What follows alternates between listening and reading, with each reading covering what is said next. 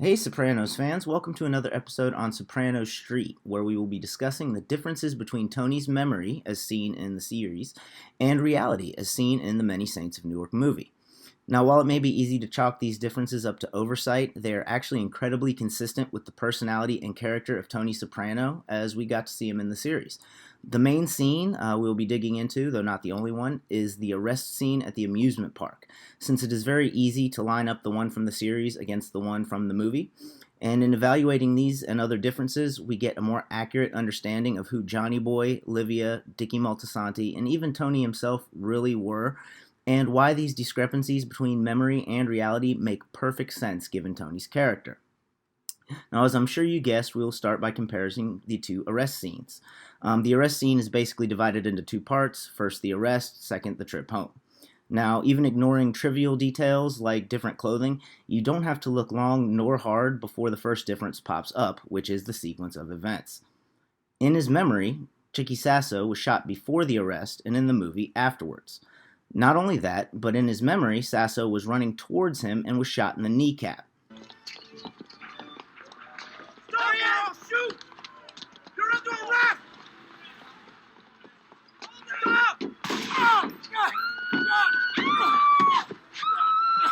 Tony even tells Melfi, Guy's name was Chicky Sasso, my father's cousin on his mother's side. Got out of Vietnam on account of the cops blew his kneecap off. but in reality, Sasso was shot running away and was shot in the back. Now, this makes sense even in its exaggeration as something that is likely to be in the forefront of Tony's mind, especially considering how often he probably saw family members getting arrested growing up. It also shows us that his real concern, despite Dr. Melfi focusing on the favoritism towards Janice, which is something I'll get into in a bit, his real concern was getting shot. This is a concern he voiced later to Dickie, to which Dickie responded, well then it won't. Not while I'm around. We're going to see that it don't. Now, we all know how long Dickie was around after that, and maybe the mantle of Guardian was passed on to Christopher. He did, even if it inadvertently saved Tony's life, and Tony didn't last too long after killing Christopher, but anyway, back to the issue at hand. The main two things that we can see from the differences in the arrest portion of the scene were the extent to which Janice's favoritism were exaggerated, and how Johnny Boy became somewhat of an amorphous figure in Tony's memory, reflecting essentially how he saw himself. In Tony's memory, Johnny Boy was very loving and sweet towards Janice. What's the matter with you cops? Can't bring a kid to an amusement park no more? Daddy! It's okay, baby. It's okay, honey. You go home to mommy, sweetheart. While in reality, not so much. Daddy! Daddy! This aspect also plays into how Tony changed his father's image to fit how he saw himself. Now, while a certain level of love is definitely shown towards Janice, it is hardly to the extent that Tony remembers it. The way Tony describes Janice's treatment more accurately reflects his treatment of Meadow than Johnny Boy's treatment of Janice. Also, Tony considers himself to be semi-old school when it comes to race relations. You see, out there, it's the 1990s, but in his house, it's 1954. 1990s, 1954. This is most evident when Meadow is dating Noah and Tony pulls him aside. In essence, Tony's position was that he had no problem with other races in most aspects, he just didn't believe in them mingling. Now, this belief in not mingling was shared by Johnny Boy both in Tony's memory and in reality, but Tony's memory cuts out the very old school aspect of his father's personality in that arrest story. A grown Tony wouldn't likely go around yelling racial slurs in public, even though they may joke about it in private, and that is another difference between the arrest's reality and its memory. In Tony's memory, his father's friend yells it out. You go home to mommy, sweetheart.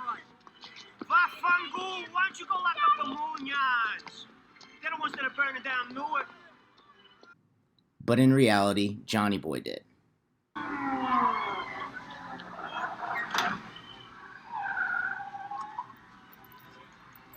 out there and did soon, huh? They want to burn the city down. So basically, the movie clearly shows us a colder Johnny Boy than was shown in the show through Tony's memories. He's been changed slightly into something that is closer to a grown-up Tony and softened somewhat, possibly as a way of vindicating Tony since they ended up so similar. Now, Tony's memory of his mother is slightly more accurate, though she is still also somewhat of an amorphous figure to fit Tony's purpose.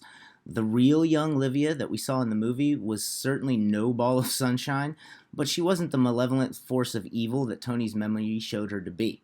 She was definitely dramatic, but not to the same extent, and even seemed genuinely moved to find out that she was the happiest memory in Tony's life. Interestingly enough, though, the differences between the memory of Livia and the reality of her in the arrest scene are reversed, but still very consistent with Tony's character. Livia's presence is in the second part of the scene, the return home. The most obvious and immediate difference is that, in his memory, Tony makes it home by himself and confronts his mom about what happened. And in reality, the cops drove them home and Livia met them outside. This is one of the few instances in which Tony's mom is more calm in his memory than in reality. Why? Why would Tony demonize her constantly, except in this instance? I think the answer to that can be found in the difference between Tony himself in his memory and in reality.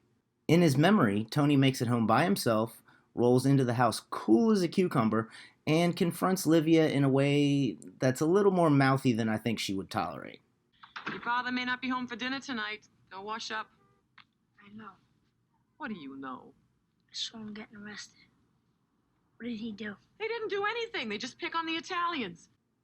In reality, Tony is scared to death, and as soon as a question is asked, he rats his father out immediately and with no hesitation. Janice, shut up with that. What were the two of you doing at that card game? I took Janice to ride the rides we played cards, but he wouldn't take me because I passed gas, so he was eating lunch. Get inside! Even Janice, despite her crying, seems to be taking it better, and the cherry on top, he runs away from his mother, petrified. Both of you!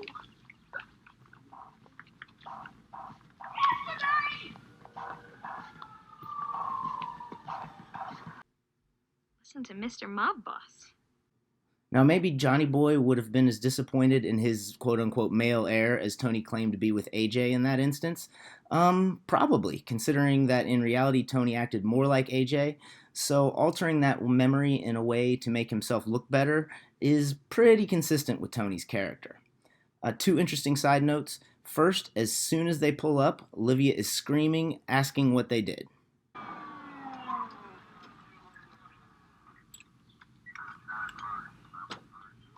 God! What did they do? Her automatic assumption was that they did something, which does lend some credibility to Tony's statement that he's always being accused.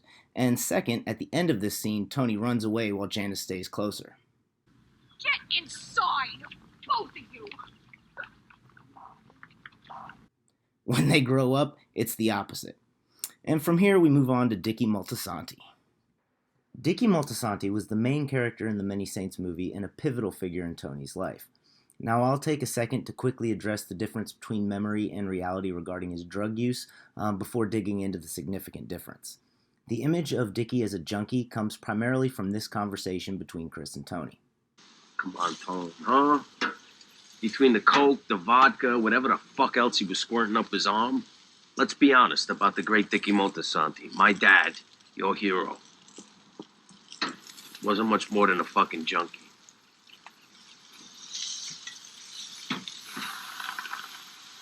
It's important to note here, that was Chris's understanding, not Tony's memory. Tony just didn't refute it with Christopher for whatever reason.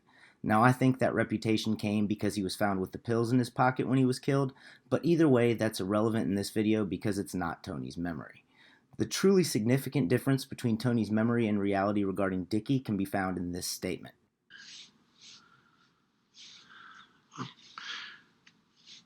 His dad, Dickie, was like my me to him. Here's the problem with that statement. Tony doesn't know what Dickie's intentions were with him that morning. Now, what those intentions may have been will be the subject of another episode, but for the sake of this discussion, they're irrelevant because Tony didn't know them. On the other hand, Tony's intentions with Chris, basically grooming him to be his number two, were very visible right from the start. So Tony is not to Christopher what Dickie was to him. Tony is to Christopher what he wanted Dickie to be to him.